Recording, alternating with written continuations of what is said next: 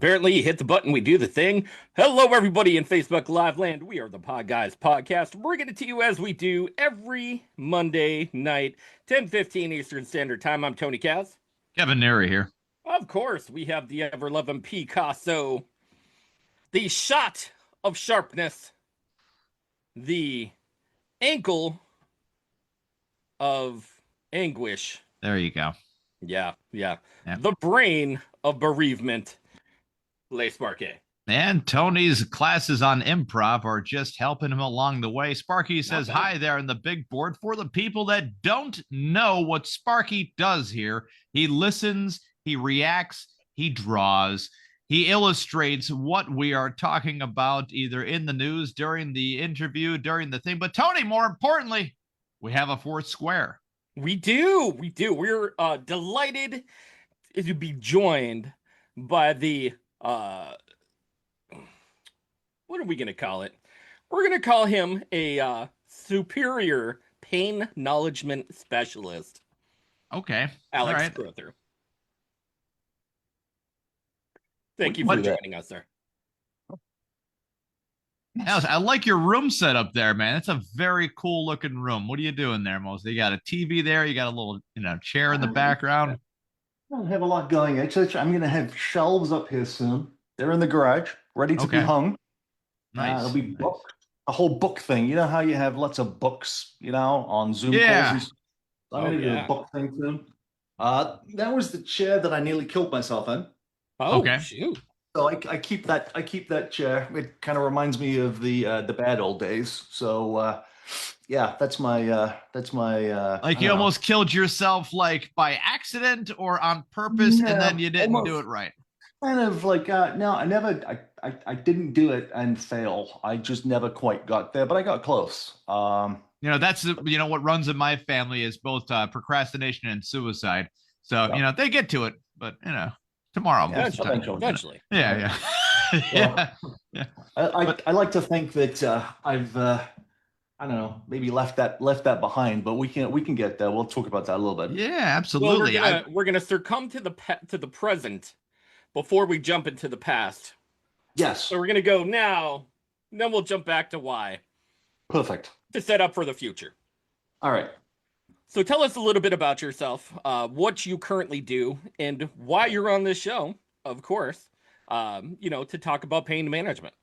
All right. Yeah. So my name's Alex, and I worked in advertising for about 30-something years. I worked in, pretty high levels in advertising. I ran bits of business like the global General Motors business.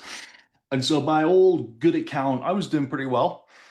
And, along the journey, I had a car accident about 12 years ago. I got T-boned, car doing about 55 miles an hour. I went through a set of traffic lights and almost killed me. Now, this was in Detroit, correct? In Detroit, yeah. So did you have a Detroit car?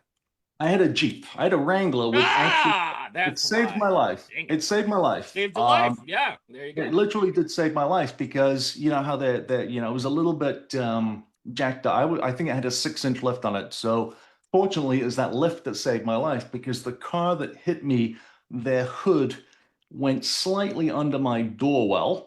And that flipped me in the air, rolled me a few times, and I landed by next to a utility pole. Anyway, the EMS were called to a nasty accident. They pulled me out the car. My hands were both pretty jacked up. Both my thumbs were dislocated. Was the story? But went to the hospital. They put them back in the joints, and they did tell me no seatbelt. I had seatbelt on. It was all good. It was my birthday actually, which made that interesting. But Tony likes hearing those stories where if I had the seatbelt on, I would have died. That's what you were in it for. I know it. No, I wasn't going down that road, but I'm sorry to let you down. But anyway, so hospital. Thumbs are out of my the joints. They put them back in. They tell me I'm going to need surgery on both hands. Eventually, a couple of weeks later, I get the surgery on my left hand because I need it on both. I'm right-handed. And so this surgery happens and I just have one complication after the next. The hand swells up a lot, the joint never heals, I get an infection, just endless sort of like problems where it wouldn't heal properly. And I go back to the doctor a gazillion times, and doctor's getting frustrated. The surgeon can't understand why. There's no good reason why it's not getting better.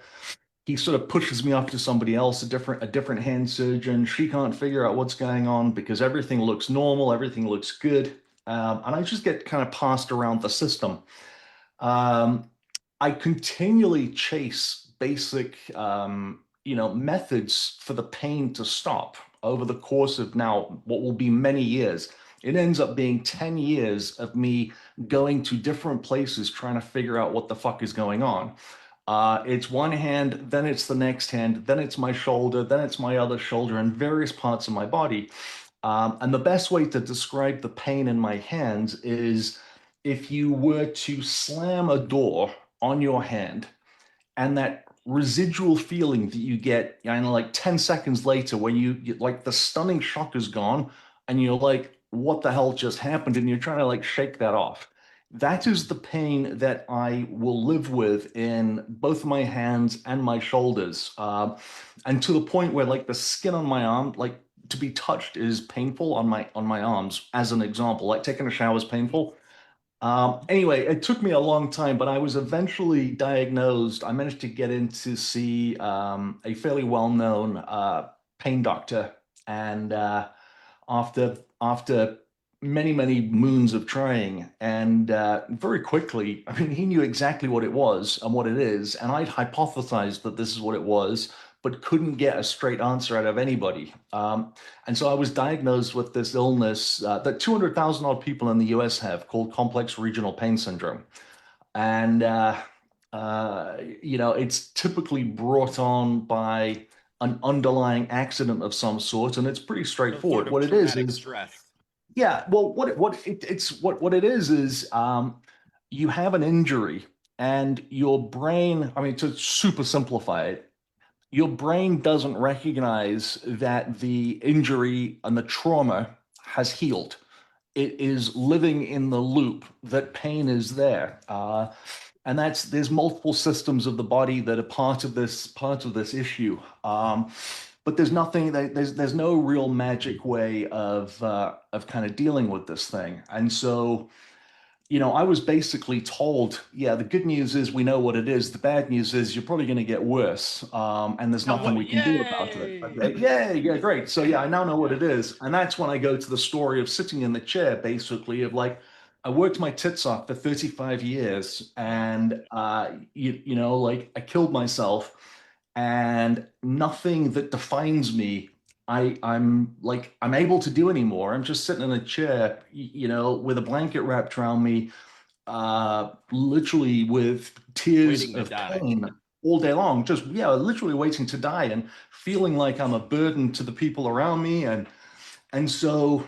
to make a long story a little bit shorter, I was at a point where I'm like, fuck this, like I'm done. And I had decided during the course of the night that in the morning, I was going to try and find somebody that could help me end my situation, because I didn't want to leave this.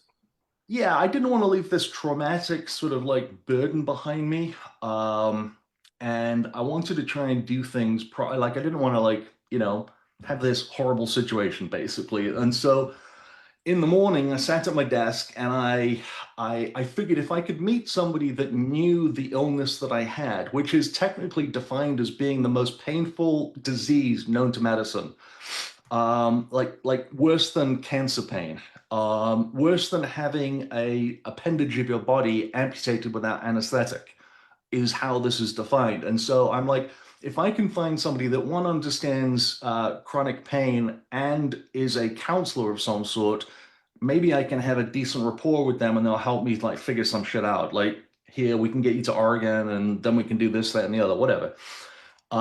Anyway, I'm doing this little Google search for pain counselor, I think, and up pops on the screen pain coach. And I'm like, well, why is that like middle of the screen, great big capital letters, bright orange or some shit, and it's like jumping out of the page at me. And I'm like, well, pain coach, I've had a pain illness for 12 years and I've done all sorts of research, and yet these two words I've never seen together. I don't know what this is.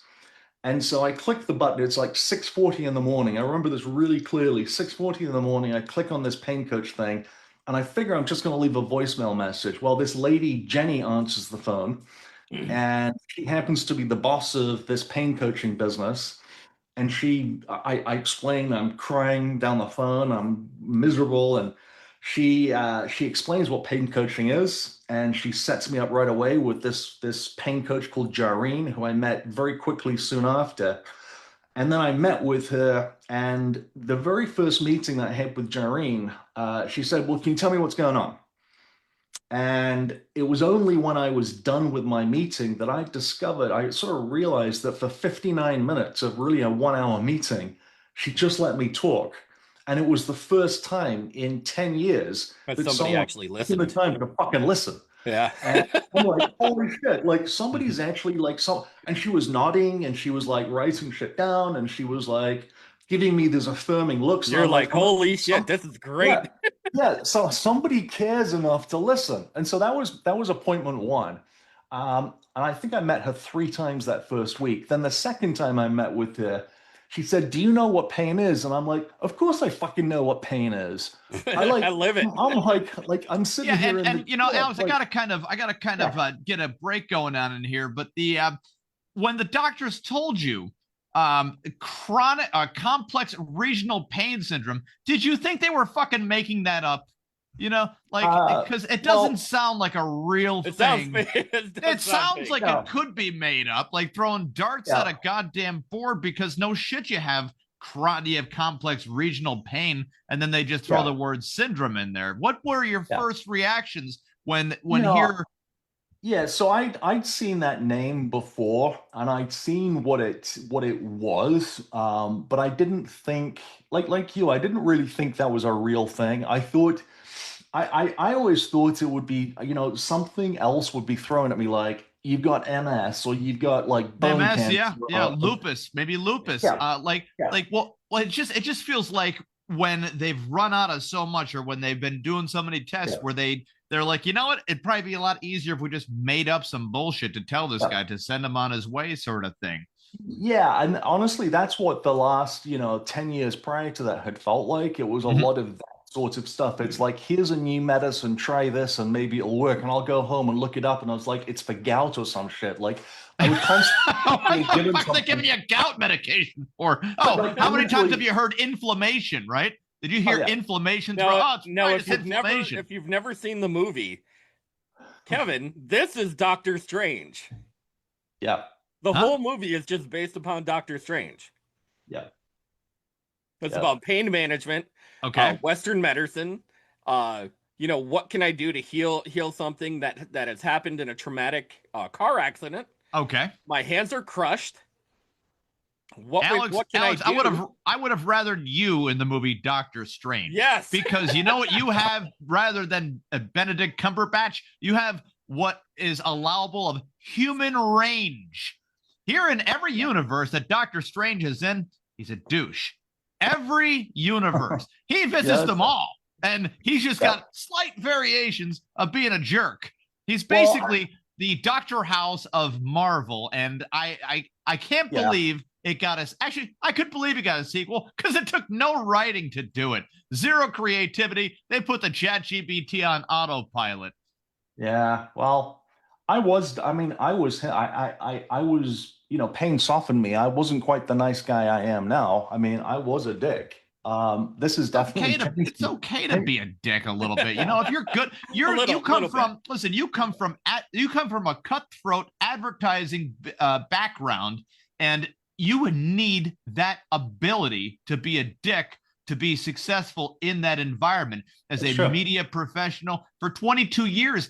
And I don't want to say an accident is a gift from God or anything like that, but it is a defining moment. Your ability to adapt and still continue your communication, your ability to keep yourself and then spread a word such as complex regional pain syndrome. Now, I'm going to get into a little bit of this definition because, you gave the layman's term. So this is a chronic pain condition for everybody who's just joining. Alex Crowther is talking about his complex regional pain syndrome. It's a chronic pain condition, typically in an arm or leg that usually develops after an injury, surgery, or some other kind of trauma. The brain doesn't stop. Now, did you ever try mushrooms, DMT, any kind of radical therapy to do a hard reset of the brain? Yep. Yeah, I tried ketamine. I've tried it all, man. There's a couple of things. I haven't done DMT actually. It's something that's on my list of things that I want to try. There's a treatment down in Florida where they do a ketamine coma. They put you in a ketamine coma for 5 days in a row. Yeah. I think it's 6 days for 5 or 6 hours every day. That is one thing that, here's the thing. I spent $250,000 on experimental treatment so far. Each one of these treatments typically costs upwards of $20,000 to $30,000. So this is literally the next one that I would try. But I will tell you, of all of the things that I have done, pain coaching has been the one, which is why I'm now in this business. It's the one thing that I've done that has consistently brought my levels of pain down to the point that I'm out of a chair and I'm able to manage it because what coaching does is it like any whether it's a tennis coach or a golf coach or a English coach, you've got somebody that basically is in partnership with you, that works with you. They work on your strengths and solutions instead of your weaknesses and your illness. They basically work with you one-on-one in trying to find little things that can make a difference. And so with my coach, over the course of, it was only after about 6 months, I started to notice these little differences and these shifts that I could make. That when I put together, before I met you guys this evening, I did about a very quick 10-minute meditation on breathing exercises, literally just to ground myself and to bring to calm my nervous system just enough that I can hold kind of pain at bay. And this is how I spend my day. This is what I do in between calls and meetings and whatever else. And so because this was the one thing that helped me, and because I actually had some resources, when I came out of being in a chair, I decided to look into what was the business that's behind this. And so I went and I contacted the folks that trained my coach. And I tried to learn about their business a little bit. I discovered they could use my help. The skills that I'd acquired for the 30-odd years doing my advertising business, they needed a little bit of help there. So I did that. After a period of time, they decided I needed to be their CEO because I'd acquired all of these skills. They were great coaches and everything else, but they didn't know really, didn't have the skills to run the business as I did. So I'm now running that business. The reason I'm doing it is one, to try and, make a bit of noise about this thing because it does work. If you go to a medical doctor, the goal now is to keep you in the system. You go to a pain management doctor and you're the reasoning for that is because it's old accounting practices, right? That don't work for the patient's purpose. Okay. But it does work when you're trying to solicit more money from government, private sectors, all that nice stuff. You could say, see, our numbers keep growing and blah, blah, blah. And then, you could have private donations, even more money towards Medicare, Medicaid, because more money equals giving them more money as well. The problem is it doesn't actually equal out to more care like people assume that it does. They say, well, as long as we give more money, someone's going to be taken care of, more people will be taken care of, and the numbers keep going up. So maybe, we'll just figure out a way. What it does is it just plays a ring around the rosy of inflation to the point where each patient is basically, sharing the same slice of pie by the end of it. And again, without an actual solution. Doctors are very, I would say, good at keeping themselves in business and exclusive to their patient, and having their patient be very dependent on them. And of course, scoffing at any indication that an outside source might be a better solution for them, including Western medicine, 100%, including Western medicine, because the profit making is at a way bottom barrel low right there, and they'll call it some fringe science, even though if people are swearing by, you can have millions of people swear by something, and one doctor can call millions of people a bunch of assholes. The Trident Gum Factory found 3 dentists to be a bunch of scumbags and say that gum chewing was good for your teeth. Yet one doctor said, I can't tell people to chew gum. Get the fuck away from me. The ethics are not there. You have a 25% chance of getting a good dentist to tell you not to chew fucking gum. A real life doctor, and of course it's just a marketing scheme, a real life doctor, you'll even have less of a chance to say, yeah, you know what? Maybe try it. Were there any doctors in that time that encouraged you a little bit to try something different? Yeah, not even close. Like literally, even to this day, and I can take. There are studies. There are studies that you can take into the doctor's office that show that this is a modality works. Like I've got studies, right? And if I talk to a pain management doctor or even my primary care doctor, the response is, listen, if it makes you feel better, like eye roll, well, if you think it works, now, like, come on, like, so it is crazy. It's an asshole-ish thing to say. Like, overall it together, not for me to interrupt you, but for a doctor to be like, if that seems to work for you, I mean, it won't work for everyone else. It won't work for 99% of the people. But if it works for you... Hey, doc, this cured my cancer. If you feel it cured your cancer. When we all know it was really me who cured your cancer. Exactly. Just the struggle. I mean, the reason I'm trying to talk to folks like you is, look, I was in this terrible place where I wanted to call it good and just be done. And it was only through accident that I found this thing. I would not be here. I am certain of that fact if it wasn't for this, because the difference of being able to bring my pain down a couple of points, which is all I'm talking about, is the difference between being able to be in a chair or get out and thrive. I mean, we also were selling t-shirt merchandise that was life-changing and life-saving as well. So, just throwing it out there, for just $14.99, Podguyz Podcast merchandise was available for that idea, but maybe the coaching would be better in your specific situation. But I'm sure that the t-shirt would have made you feel better. We could send anyone out anyways, Probably. So that's why I'm out and about, and that's why I'm having a conversation about this, because look, I don't care if it whether it's pain coaching or whether it's something different.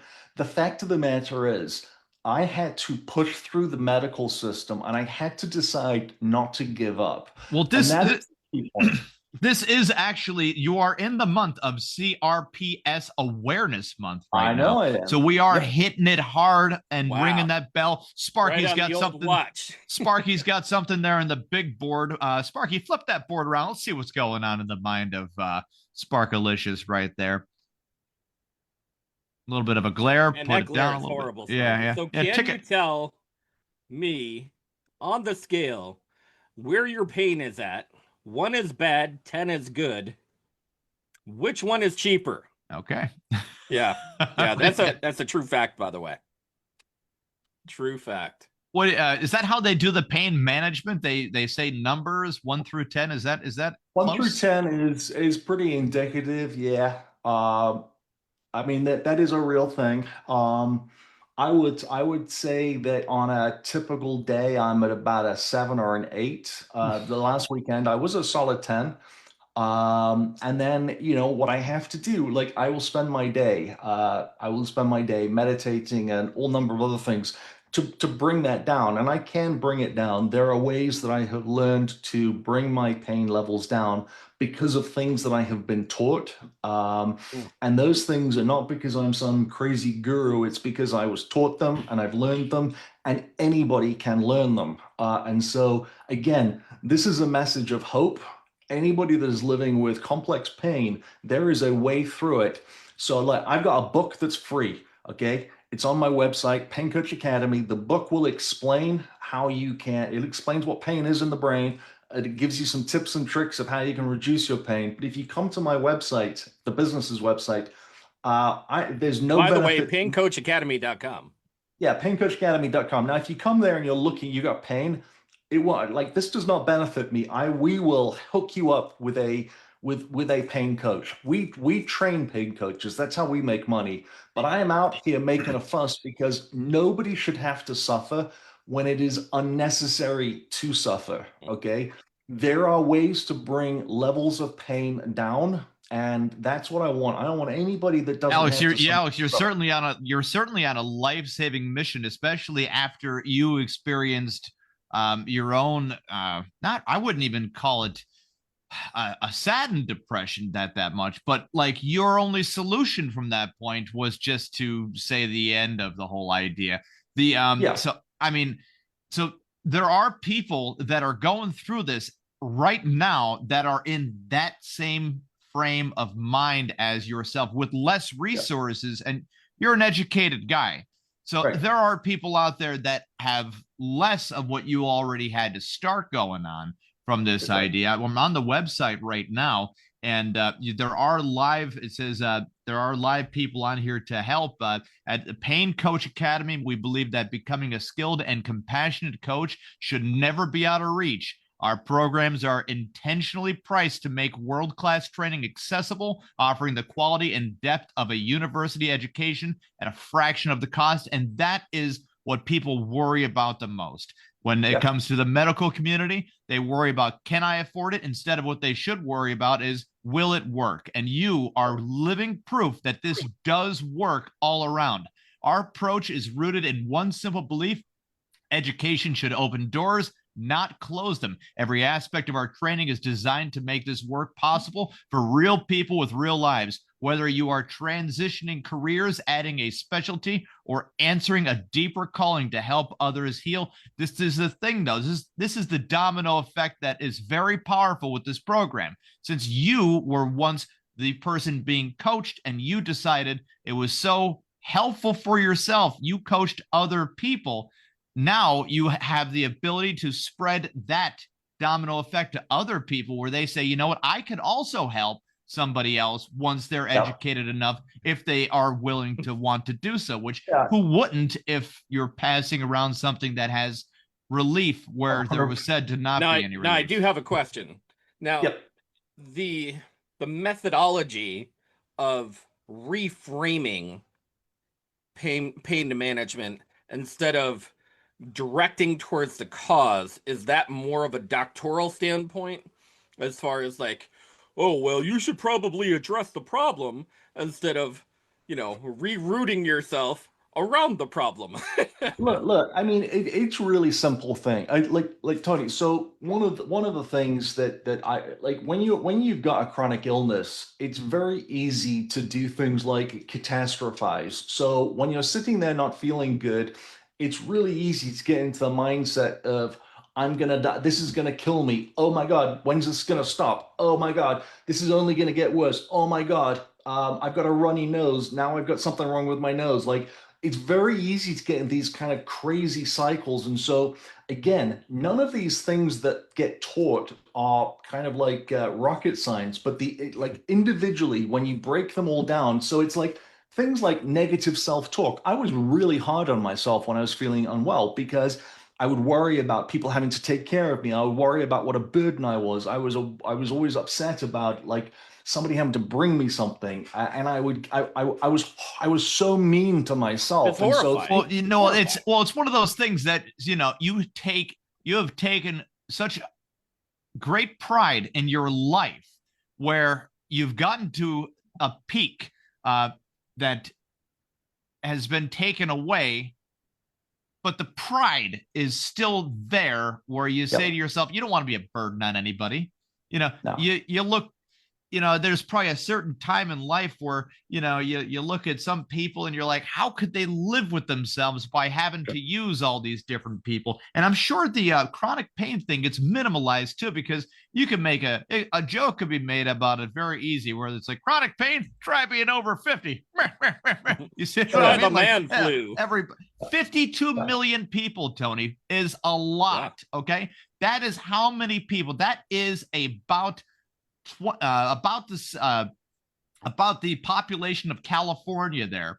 52 million people in the U.S. have this chronic pain disorder, and that is nothing to scoff at right there. That's a big clip of people right there. And Kevin, like you look at these numbers and they're staggering. What do you know? I mean, there's really good reasons why. Everybody's going home with their telephone, that their cell phone that brings work home, and we're living this life. We're all amped up all of the time. Whereas you go back 40, 50, 60 years, and work was at work. And when Friday at 5 o'clock came around, we were done. Now the human body in the Western civilization never has an opportunity to rest and calm down. So we're always amped up. Always. And it is a thing. This is why we do have 52 million people that are chronically sick with pain. This isn't me making this crazy stuff up. This is a true fact. And so it's physical pain. It's physical actually pain throughout your body. It's not just mental pain. Well, think it and it'll happen. Well, I mean, it's crushing. Crushing. Yeah. The good thing about the technology that we do have is that paincoachacademy.com does offer live virtual classes. So if you have trouble getting from one point to the next, boy, I remember about 25, 26 years ago, if you couldn't get someplace, well, then you're not going there. And who knows if, the phone went off or anything like that. It is a good point you make, though, Alex, to your degree of the unwinding point, the meditation, the everything is always in your face. The dinging of the text messages is like mail that you're always going to have to open. And then now the TV's even asking you, hey, are you still there? You still watching me? You want to skip this ad sort of thing. Now what besides the peaceful and serenity that you could assume happens with meditation, what are some good notes you can give people to meditate correct? Yeah, so not even meditate correct, but what type of techniques do you have? Yeah, well, I would figure that some people meditate the wrong way, where they're like, I'm meditating, totally doing it, they're fucking awful at it. You never know, man. No, so I don't think there's a wrong way to meditate, but I tell you what I did. Oh, there is. I mean, okay, I'm sure there is. I've seen people do a lot of things wrong, man. You'd be amazed at the amount of clientele that watches this show, sir. Yeah, I forgot where I was for a minute. But the thing that I did to figure this out is there's an app out there that's free. It's called Insight Timer that I'm sure a few people have heard of. Insight Timer, it's a really good app, and it's free. And there's a guy on there, David J.I., and he's a meditation teacher. He's got a program that's called 40 Days of Transformation. And it's 40 individual little meditations. They start at like 10 minutes long, and they go all the way up to about an hour. But over that 40-day period, he's basically in very small increments teaching you how to meditate. By the time I got done with those 40 days, I was able to meditate, and I had also built that habit. That 40 days is about enough time to build a routine and a habit. And I tell you what, it's the one thing I meditate every single day religiously. It's my I have to do thing, and it literally makes such an incredible difference. For someone living with chronic pain, I am able to bring my pain down by 2 solid points on that 1 to 10 score. Okay, and that's what I do at the beginning of the day. I get up early. It's a sacrifice because I do it for about 45 minutes to an hour. So it's a pain in the ass, it's time, but it is literally the difference between me being able to function in the day and not. But then there's other things. There's very, very simple things that you can do on top of that. Before I jumped on the call with you guys, I put my feet flat on the floor. I put my hands in my lap. I sat up straight. I closed my eyes. I did about 2 minutes of very simple breathing techniques. And again, that's very, very easy to do. And it will make a difference. It literally will slow your heart rate down. You're We taking understand that good lung because getting into a phone call with Sparky on this, he's Yeah. such a jabberjaw and he's going to talk your ear off. Yeah. You just need that alone time. I totally get it. I get it. Yeah. So We that's what assume it- Sparky meditates the most here. He's been doing that the whole time. The the weird thing is that so the government has approved therapies for CRPS treatment, and I don't know which person you have to talk to from the government, to say, hey, this works. Check it out. Why aren't you taking the piece of write this down? Why aren't you taking it? Wipe it around. So there are some success stories and remission stories with CRPS. Remission stories. Do you know anyone that has gone into a remission? I don't know anybody. I mean, I know a lot of people with CRPS. I don't know anybody as of yet that has gone into remission. It is supposedly possible, but I have yet to meet anybody. That's the sad thing about. I meant to say this earlier on. I mean, if you look up, CRPS has got a terrible nickname, and it's got a terrible nickname for a reason because there's a very high percentage of people that commit suicide. It is called the suicide disease. And we touched on it a little bit earlier. Like it will take you to the brink. And so, again, my mission, as much as I can make it, is trying to help as many people as I possibly can to pull them away from the brink of this, to give them the tools because it doesn't take much. That like for me, what became really clear is the difference between being in that mindset and being in a mindset where you can go to work and live and be normal to some degree is about those 2 points. And that is achievable. I'm not committing to anybody that you can be pain-free that has an illness like this. But what you can do is you can bring it down enough so that you can thrive in the world. The other thing I'll say, I mean, part of the reason I'm doing the work I am is when I am in service to other people, when I'm helping other people, and again, there's science and fact to prove this, is that itself, it fires off the right kind of chemicals and stuff in your brain. When you're in service to others, that pain comes down. No, okay. So there is a drug out there, and this is the government approved drug. Everybody, buckle your fucking seatbelts for this one because this is some ridiculous stuff right Strap here. in It's and called, let's write it out. It's called Niridronate. All right, Niridronate. All right, I might be mispronouncing it, but stick with me here. Okay, it's now it's used for people with osteogenesis, complex regional pain syndrome, other conditions. I'm gonna get to the juice though. All right, this is the juice, the peach right here. Potential side effects and risks. Common side effects: low fever. All right, that's not too bad, right? Flu-like symptoms. Could happen, right? Bone pain. The fuck? Joint pain. Hold on. Nausea and vomiting. Bone pain and joint pain are the 2 largest side effects to a medication that is supposed to relieve you of pain. The fuck is going? This is not a drug then approved for anything.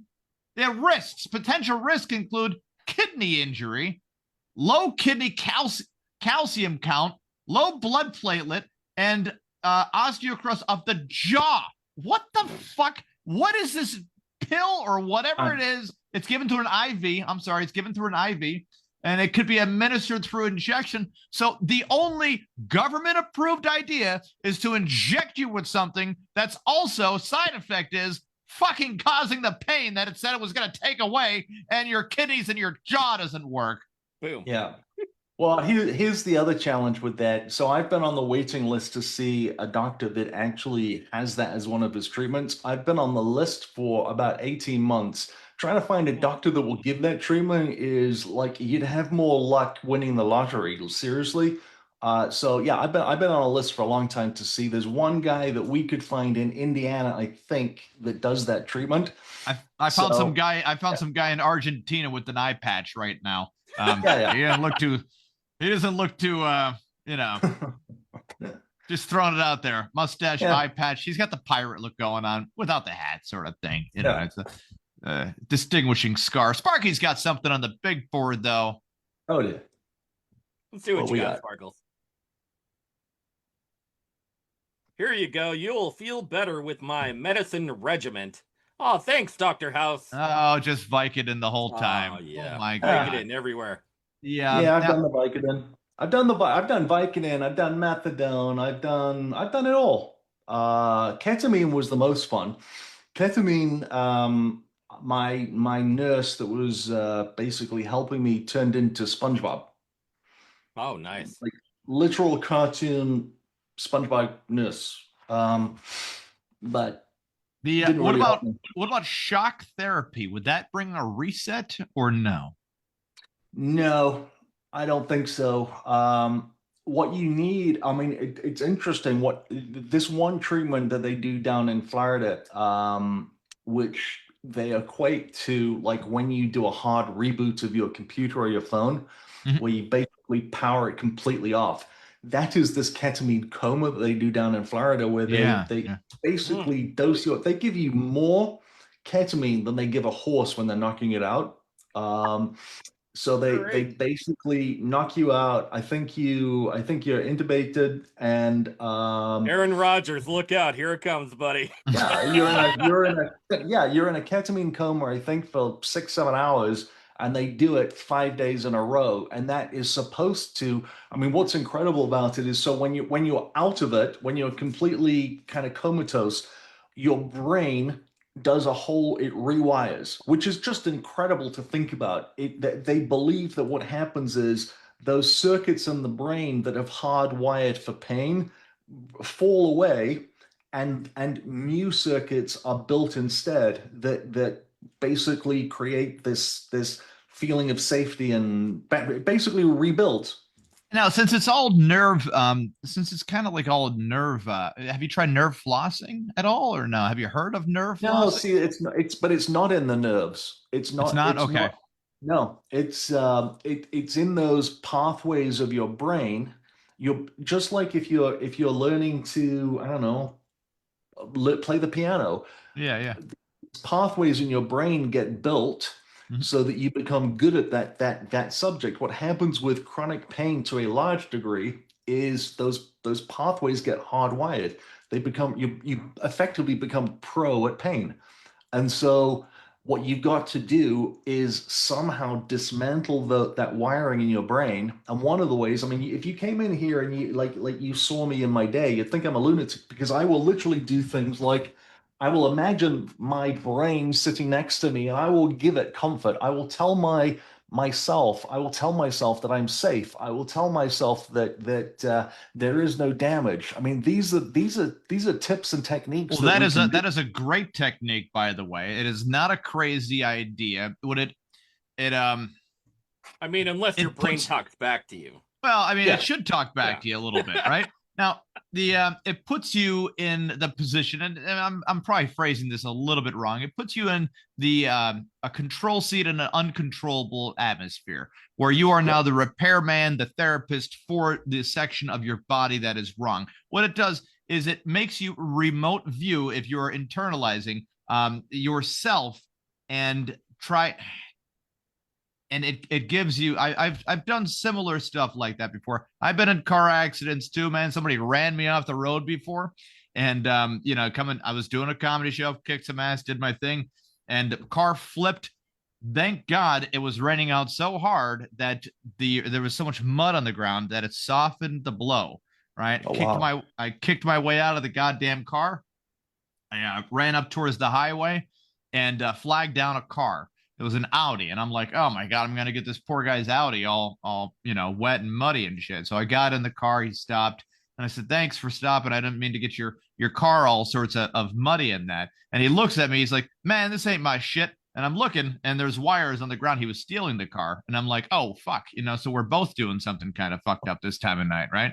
And it was. I think I had like a minor concussion. I know I had a little bit of a bump on the side of the head right here, and the car was unfound until years later, where because it got buried so deep in the goddamn mud, so the arthritis in the neck is always there. The back is kind of still there. I take a solid 3 Aleve, yoga, nerve flossing, all the sources, all the things, and then internalizing of kind of leaving your own body, right? Through some kind of made up force of your own, and leaving your own body and just getting away into a new kind of space and really getting into it. It's a helpful way to kind of sleep as well. And the pain I'm not in when I'm moving around and doing stuff, it's amazing. People are like, wow, you should be in a lot of pain. But if I sit for maybe an hour too long than I should be sitting, man, I'm in some hurt trying to get out of this chair, right? And it's a very tight spot. Tony has seen the studio, and I said, dude, we were trying to do the studio thing for the Podguyz podcast. I said, well, I got a spare room, but I don't think it's going to be big enough. Tony's like, I'm sure it's going to be fine. So he finally got over here. He's like, whoa, this is tighter than I thought. It's a real tight spot. Sparky insisted he had a microphone too. I said, Sparky, you don't even say nothing. And he's like, no, I will.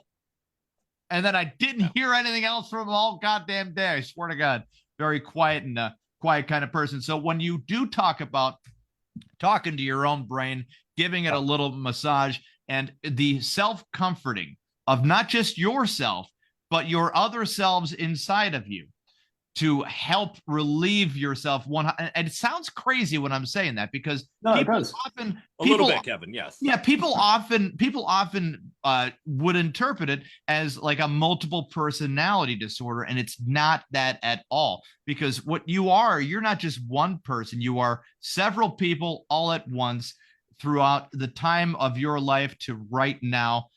Probably I would call it the peak of your life in the Podguyz podcast. Am I right on that? Oh my God, yes. I knew it. Tony, I slipped it in there. We got it again. Yay! Done it again. You done it again. Yeah. Hey, so Kevin, one of the ways I do it, because I did think I was crazy for a long time doing it, but I do think about how would I talk to a 7, 8, 9-year-old, like talking to a 50-something-year-old guy.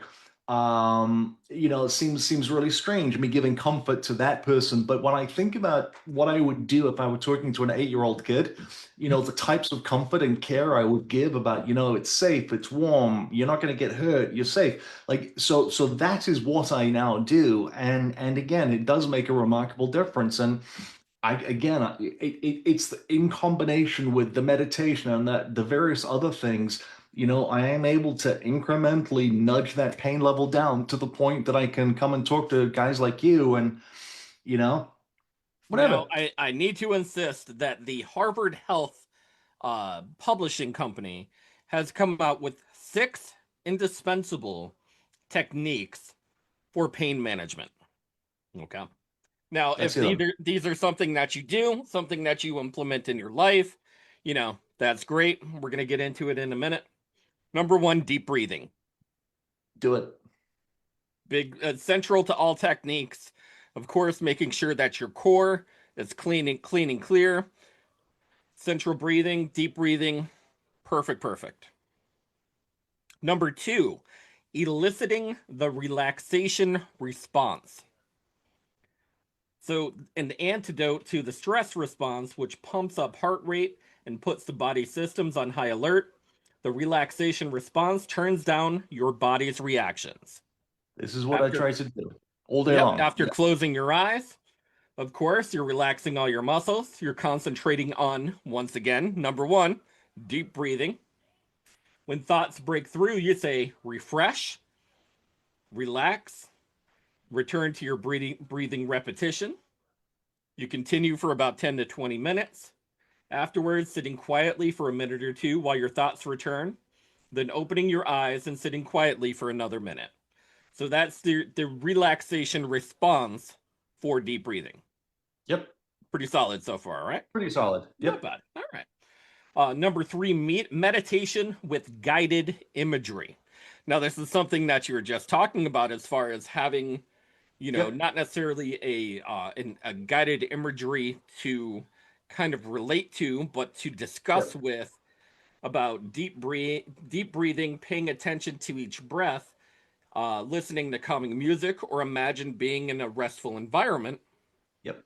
But once again, you're trying to refresh your mind, your body, your spirit through again. Absolutely. I when I'm taking my breaths, for example, like I was talking about before I jumped on with you, I always have one place in my mind that I instantly go to that's so clear for me. I think it's a place that I've made up, but it's a vision that I have. And Kevin, you probably do something similar as well, I would imagine. To a degree, I tried to get to a place that might exist in underwater Italy, wormhole to Mars. Why not, right? Like somewhere that doesn't exist, but it's inside, it's underneath something, inside of something, and then transported somewhere else. And not to say that place doesn't exist. Who knows what the government's hiding? But just you're the next Bashar, Kevin. Very peaceful atmosphere.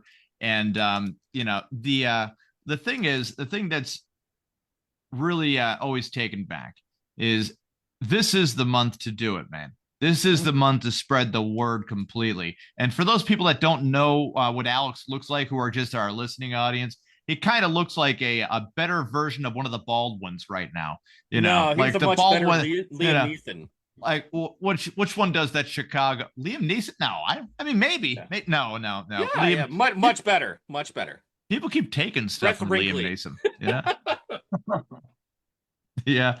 So Alex, how old are you? You're 50, right? I'm 56.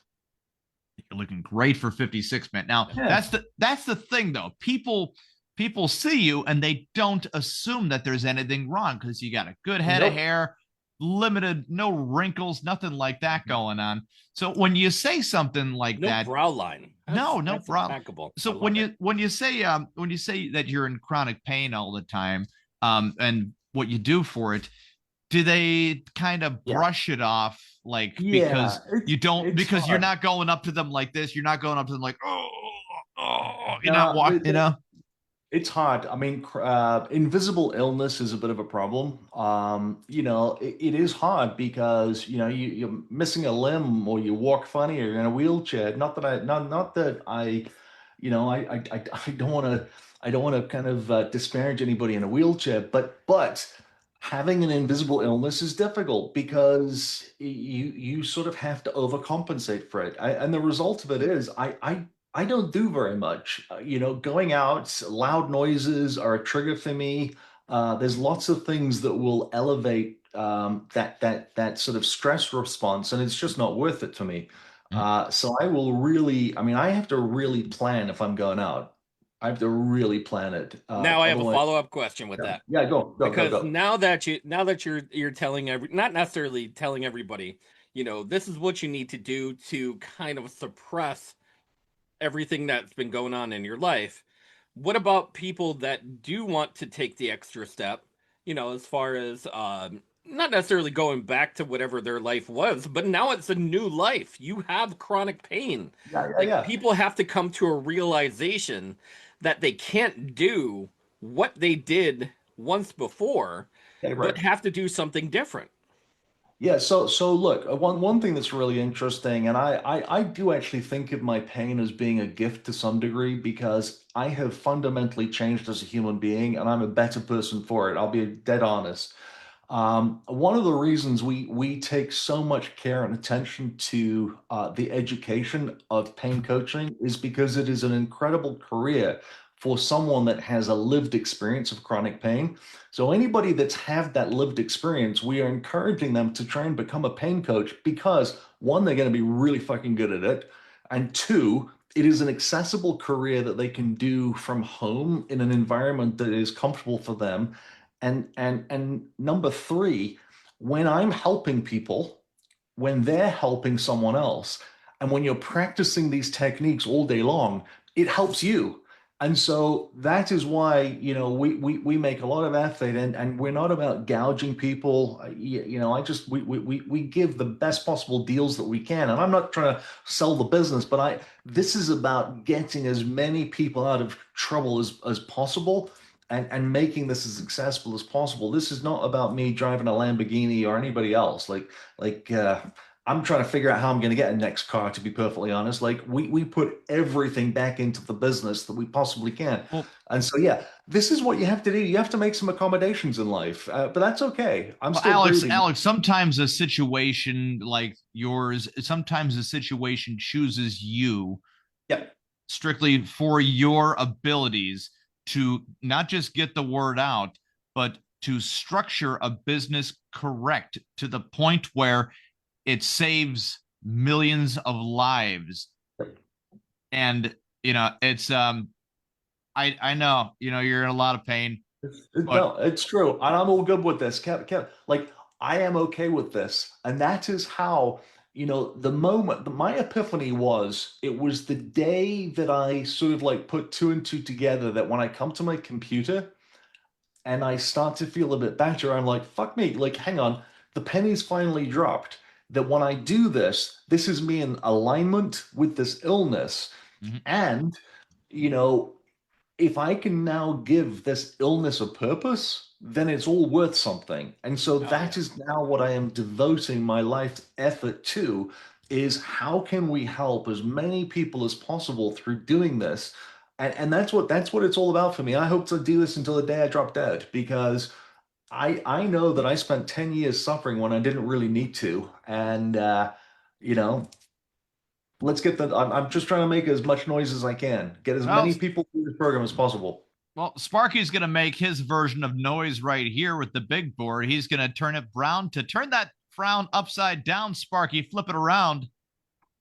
A lot of rhyming there unnecessarily. Mr. Miyagi, my leg is broken in 3 places. What do I do? Breathe, Daniel-san. Breathe. Rest in peace, Pat Morita. I always say that, the Karate Kid, Mr. Miyagi character, he wasn't good. You know this because when Daniel is getting his ass kicked, he goes up to him and he says, Mr. Miyagi, what do I do? I'm getting beat up. I don't know. Better luck next time, Daniel-san. Miyagi says, I don't know. Kick him in the face. What the fuck do I know? He does. He kicks the kid in the face, and the referee's like, wow, that was cool. You win. They're not even realizing that it was an highly illegal kick. Illegal kick the whole time. Just a total jerk all the way around. But yeah, you're up there, and is it Michigan exclusive for Pain Coach Academy, or is this everywhere? No, it's everywhere. So it's an entirely virtual business. We've got people all over the country that are pain coaches in California and Pennsylvania and everywhere. We're all over. Nice, very nice.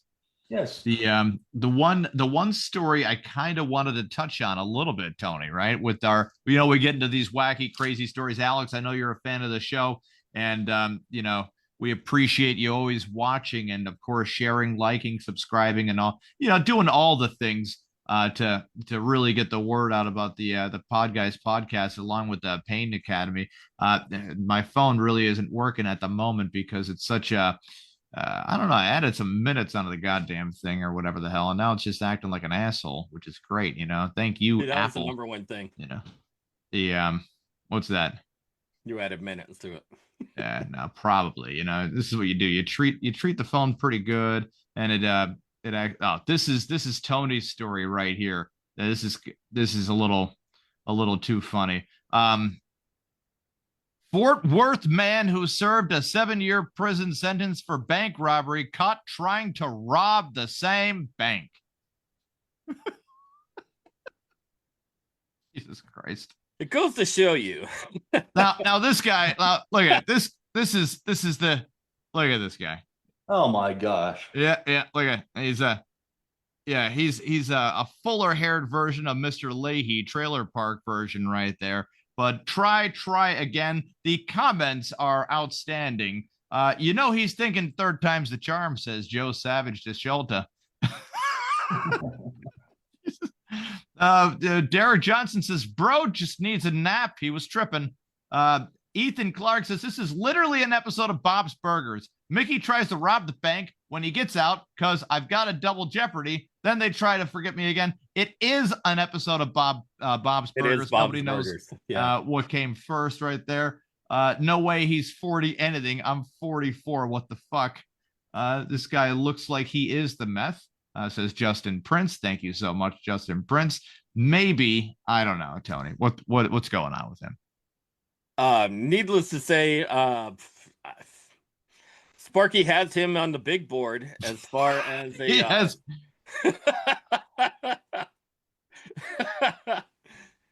At first, if you don't succeed, stick him up. Stick him up.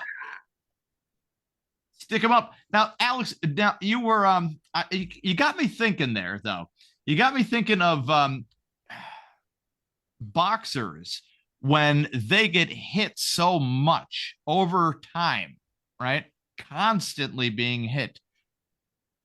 Do you think maybe that had a little bit to do with Muhammad Ali being in the chair, maybe, or most boxers when they get so much remittance pain because their whole job is getting punched in the face or wherever parts of their body until they are no longer. Could this be an athletic thing as well? I have no idea, honestly. I mean, I personally played a ton of contact sport as a kid. And I do remember, so I played rugby. Of course, growing up over in England. Yeah. So our version of your American football. So I don't know. I mean, I really don't know. I mean, I abused my body as much as most young people do. And so what that had to play with this, I really don't know. I don't know. No, it just got me thinking where I'm like, wait a second. I know some people that would probably be in a lot of pain all the time, not NASCAR as well. Especially for sports medicine, a lot of people get into sports medicine because they think, oh man, what am I going to do when my,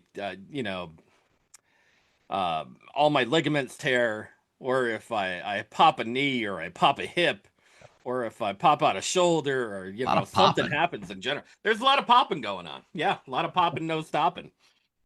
And people get into pain management, such as, basketball players, football players, soccer, whatever it might be, because they put their bodies through so much torture. And that's literally what it is. It's a lot of torture. After years and years and years of trying to be at a certain level, your body just can't take it anymore. That's right. Sparky got something on the big board. I want to touch on another thing real quick after Sparky flips the big board real quick. Sparky, flip that big board around. It's coming right there. Let Kevin tell the Rocky story. Thanks, Mick. You are the best. Do we have to get into another Rocky episode? I don't know, man. What I'm enjoying that Eddie Murphy has actually created puppets of Bill Cosby and Richard Pryor. So he can talk shit at them while they're puppets. Have you seen this, Alex, or no? I have not seen that. No. Where do we find that? You consider yourself way lucky. Oh, really? Not really. No. So Richard Pryor has passed away for so much amount of time, and Bill Cosby is still alive, but probably dead inside because hey, prison has a way of doing that kind of stuff to you. But just a quick glimpse on what Eddie Murphy is up to. You want to talk about somebody who needs someone to talk to and who is probably a pretty alone person right now, just because, I mean, when you're at that level of Eddie Murphy, what do you really do? Where is it? Here we are. Look at this. Oh, man. Yep. He has made puppets of Bill Cosby and Richard Pryor that he's literally making them talk about the whole thing. Yeah. Yeah, great. They're great puppets too, aren't they? Fantastic puppets. Eddie Murphy wants to prove that he's the best of everything. So that's that's amazing right there. That's some good stuff. Ugh, my God. And no, Sparky, I can't get into Rocky. I mean, if Alex has probably heard my Rocky theory before, and it is long, drawn out, and accurate, but I'm just very accurate. Very very much accurate. Can we sum it up in 25 seconds before we end the show? I cannot sum it up. And I could say that, if you have a trainer who is shorter than you, an asshole. Mickey's an asshole. Yoda's an asshole. Miyagi's these guys are not your friends, like it's it's Mickey's just a jerk. He latches on to Rocky's fortunate situation and never lets go. Oh, wait, no, he does let go when the money's gone, and then lynches back on again when the money's back again. But that's like a cockroach. Man, what a scumbag. When you really rewatch the movies, you're really like, man, and then, Rocky's fucking wife is in a coma, and he's like, hey, we should get back to training. Like, who are you, sir? What the fuck? Like, oh yeah, his baby's having, his wife's having pregnancy problem or trouble with the pregnancy, and you want him to chase a chicken. Fuck you. Get like, what kind of scumbag does that kind of stuff? Mickey does. There it is, Alex. There it is. Yeah. Well, no, it's a lot longer, but I'm just, Let's end this show. I could have gone on for 20 more minutes, for God's sake. Easily. Alex, leave us with some breathtaking advice for people to get in touch with you. Well, paincoachacademy.com. Pretty easy. And there's a free book there. I wrote it myself. Didn't know I had it in me, but I did. So I wrote a little book, giving it away that'll help people that are living with some chronic pain. And did you say free? Free. Free. Free. If you like free things, go and check out the pain management book. Yeah, check that out. And then if you're living in pain, you don't need to. I'm not promising you pain free, but happy to hook you up with a coach to help you.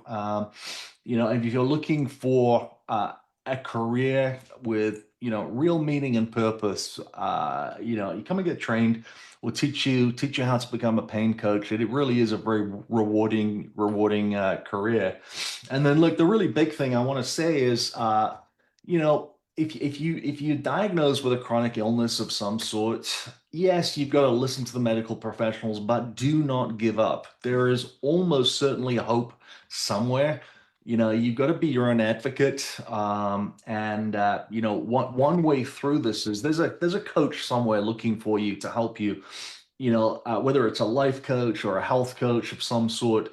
It's not that hokey bullshit thing. Find a coach, because they will literally be your advocate. They will walk alongside you. They will help and support you. They will help you figure out some stuff that you got to do. So, give it a try. There is help. There is almost always help. There you go. Yeah. That's what it is. There is always hope. There's a chance for even togetherness, like talking to somebody, having somebody listen, and the constant feedback back and forth. Like, you are not alone in this situation. No. There are hundreds of thousands, millions of people that share the same dilemma every day. Right. Every day. Exactly right, Tony. Exactly right. Well, look, it's been a real pleasure. Thank you so much for having me, and I hope to see you again. We love it. Thank you very much, Alex. Guys, make sure you tune in every Monday night. Sparky, where are you on finding us, sir?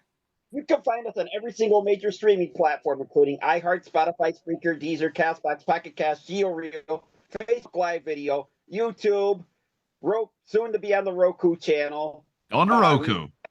Are we at Amazon still?